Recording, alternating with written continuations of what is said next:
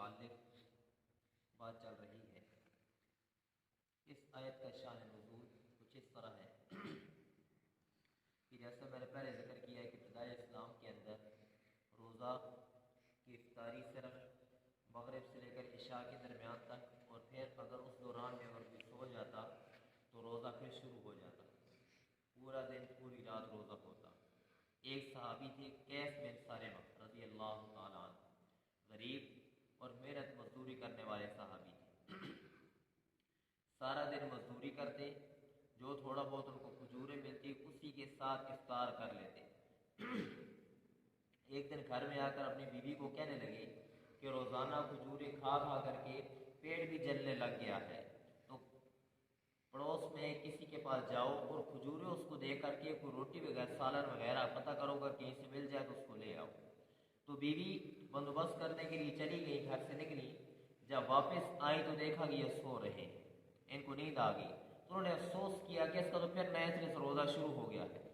دوسرے دن جب چاشت کا وقت ہوا، 9:30 10 بجے کا وقت ہوا، تو یہ بے ہوش ہو کر کے گر پڑے۔ ایک یہ واقعہ پیش آیا۔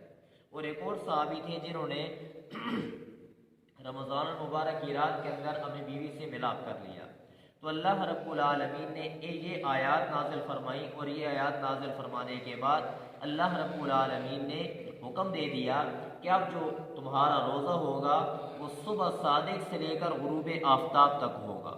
صبح صادق سے غروب آفتاب تک کا روزہ ہوگا۔ اور اس کے اندر مفطرات ثلاثہ، اس کو کہا جاتا ہے مفطرات ثلاثہ۔ مفطرات ثلاثہ کا مطلب یہ ہوتا ہے کھانا پینا اور جماع، یہ 3 چیزیں حرام ہیں۔ اس کے علاوہ جو رمضان المبارک کی رات ہے، اس رات کے اندر جو تم یہ تینوں کام کر سکتے ہو، تو اس کی اجازت اللہ رب العالمین نے دے دی۔ انہی باتوں کا ذکر یہاں پر اس آیت کے اندر ہے۔ احل لکم، حلال کر دیا گیا تمہارے لیے، لیلۃ الصیام، روزوں کی رات میں، الرفث، بے حجاب ہونا، الی نسائکم، اپنی عورتوں کی طرف، ہن لباس لکم، کیوں وجہ، ہن لباس لکم، وہ پوشاک ہے تمہارا اور تم پوشاک ہو ان کے۔ یہاں پر اللہ نے لباس کا لفظ اس لیے استعمال کیا کہ وہ وقت ایسا ہوتا ہے کہ جس طریقے سے لباس جسم کے ساتھ چمٹا ہوتا ہے تو ایسا ہی معاملہ ہوتا ہے۔ علم اللہ انکم کنتم تختارون انفسکم، علم اللہ، اللہ رب العالمین کو معلوم ہے بے شک تم خیانت کرتے تھے اپنی آپ سے، اپنی جانوں سے۔ فتاب علیکم، بس اللہ رب العالمین نے رجوع فرما لیا تمہارے اوپر، وعفا عنکم، اور درگزر کی تم سے۔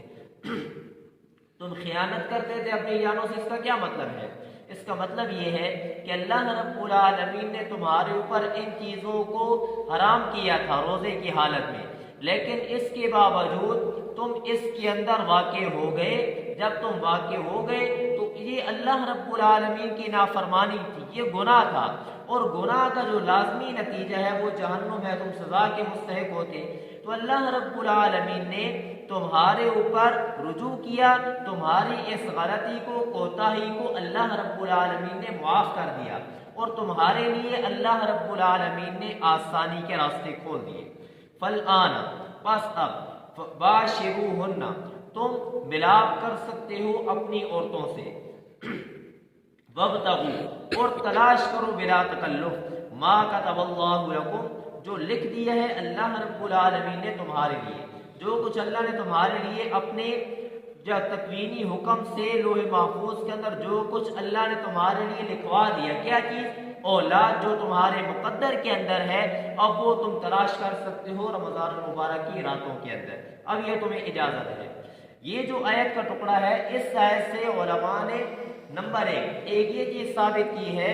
کہ انسان کا ملاپ کرنے کا جو مقصد ہو وہ صرف حصول اولاد ہو،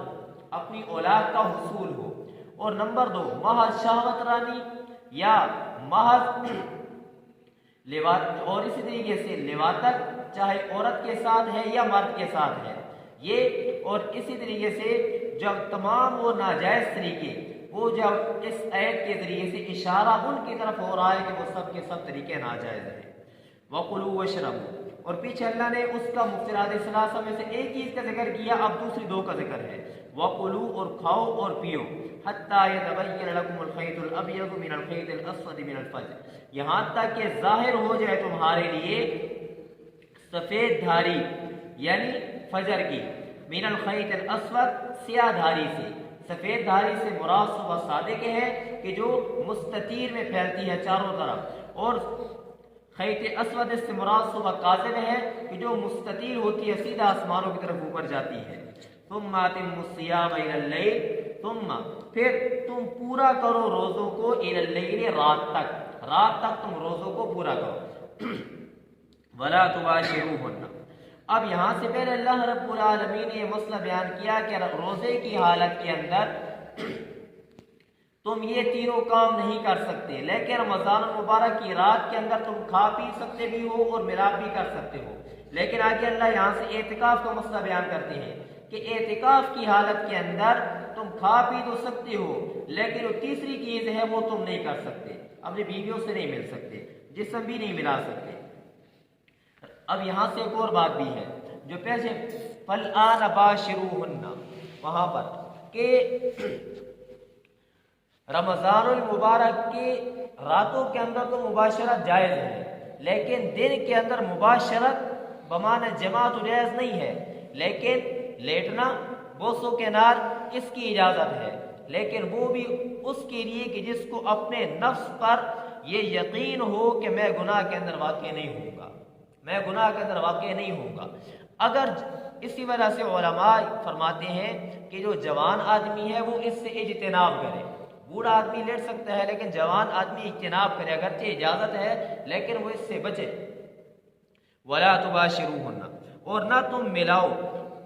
نہ تم ملاپ کرو ان سے، وانتم عاکفون، اس حال میں کہ تم اعتکاف بیٹھنے والے ہو، فی المساجد، مسجد میں، تلک حدود اللہ، یہ اللہ رب العالمین کے ضابطے ہیں، فلا تقربوها، بس تم نہ تم قریب جاؤ ان کے، یہ اللہ کے ضابطے تم ان کے قریب نہ جاؤ، کیا مطلب کہ روزہ نہیں رکھنا؟ نہیں، بلکہ اللہ رب العالمین کے یہ ضابطے ہیں، تم قریب نہ جاؤ، اس کے اندر تم تعدی نہ کرو، تعدی نہ کرو۔ یہاں پر بھی اللہ رب العالمین کسی گناہ سے منع کرتے ہیں تو وہاں پر اللہ رب العالمین عمومی طور پر یہ لفظ آتے ہیں لا تقربوا، اس کے قریب نہ جاؤ، جیسے لا تقربوا الزنا، کہ زنا کے قریب نہ جاؤ، کیا مطلب کہ جو اس کے ابتدائی چیزیں ہیں ان سے بھی اپنے آپ کو تم چاہو بچا کر کے رکھو، مبادیات سے بھی اپنے آپ کو دور رکھو۔ کذالک یبین اللہ آیاتہ، اسی طرح بیان کرتے اللہ رب العالمین اپنے آیات کو، اپنے احکام کو، للناس، لوگوں کے لیے، لعلہم یتقون، تاکہ وہ بچتے رہیں نافرمانیوں سے۔ ولا تأکلوا اموالکم بینکم بالباطل، یہ پیچھے اللہ رب العالمین نے پچھلے رکوع کے اندر یا ایھا الذین آمنوا سے یہ امر مصلح کا بیان کیا، اب یہاں سے اللہ رب العالمین پھر امور انتظامیہ کا بیان کر رہے ہیں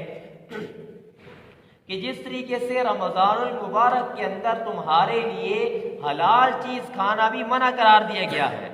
عام دنوں کے اندر تم حلال چیز کھا بھی سکتے ہو، پی بھی سکتے ہو، لیکن رمضان المبارک کے روزے کی حالت میں تمہارے لیے وہ منع کر دیا گیا۔ یہ تمہاری ٹریننگ ہے کہ جب تم باقی رمضان المبارک کے علاوہ باقی جو 11 مہینے ہیں ان 11 مہینوں کے اندر تم حرام کے اندر بھی واقع نہ ہو، یہ تمہاری پریکٹس ہے، اور اسی کا اللہ رب العالمین یہاں پر تاکید فرما رہے ہیں۔ وَلَا تَأْكُلُوا أَمْوَالَكُمْ، اور نہ تم کھاؤ اپنے مالوں کو، اب آپس میں، بالباطل، نہ حق طریقے سے، باطل، کل ما لم یأذن بأخذہ الشرع، ہر وہ طریقہ کہ جس طریقے سے مال کا لینا شریعت نے ممنوع قرار دیا ہے اس طریقے سے تم مال کو لینے سے اپنے آپ کو بچاؤ۔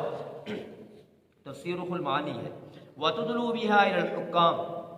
وَتُدْلُوا بِهَا اے لا تُدْلُوا بِهَا، اور نہ تم رہنمائی کرو اس مال کی، الحکام، حکام کی طرف، کیا مطلب؟ نہ رشوتاً نہ مخاصمتاً، رشوتاً کیا مطلب کہ تمہارا کوئی جھوٹا مقدمہ ہے، اب تم اس مقدمے کے اندر اپنی طرف اس کو جاؤ رخ پھیرنے کے لیے تم حکام کو رشوت دیتے ہو، تو فرمایا کہ رشوت دے کر کے جھوٹے مقدمات کے اندر اس طریقے سے ان کو حکام کو رشوت نہ دو۔ اور اسی طریقے سے مخاصمتاً تمہارا کوئی جھگڑا ہو جاتا ہے تو جھگڑے کے اندر بھی یہ انداز کو بھی اختیار نہ کرو۔ یا دوسرا وَتُدْلُوا بِهَا الْحُكَّامِ کہ حکام کی رہنمائی نہ کرو مالدار لوگوں کی طرف کہ وہ وہاں پر جا کر کے ناجائز طریقے سے ان کا مال لیں، یہ تم ان کی طرف اس کی رہنمائی بھی نہ کرو۔ لِتَأْكُلُوا فَرِيقًا مِّنْ أَمْوَالِ النَّاسِ اس غرض سے کہ تاکہ تم کھاؤ لوگوں کے مال میں سے ایک فریق کا مال تاکہ تم کھاؤ، بالاسم گناہ کے ذریعے سے، وانتم تعلمون حالانکہ تم جانتے بھی ہو، تم جانتے ہو کہ یہ جھوٹ ہے، تم جانتے ہو کہ یہ ظلم ہے، اس کے باوجود تم یہ کام کرو، یہ تمہارے لیے ناجائز ہے، تمہیں یہ نہیں کرنا چاہیے۔ نہ رشوتاً تمہارے لیے لینا جائز ہے، رشوت کے طور پر نہ تم دے سکتے ہو نہ لے سکتے ہو، اور اسی طریقے سے یا کسی کو دینا ممنوع ہے تو اس انداز سے تم اپنے آپ کو بچاؤ۔ نبی کریم صلی اللہ علیہ وسلم کے ارشاد ہے لا یحل مال امرئ مسلم کسی مسلمان کے لیے دوسرے کا مال حلال نہیں ہے مگر اس کی طیب نفس دل کی خوشی کے ساتھ، جب تک کسی کے دل کی خوشی نہ ہو اس وقت تک دوسرے مسلمان کا مال حلال نہیں۔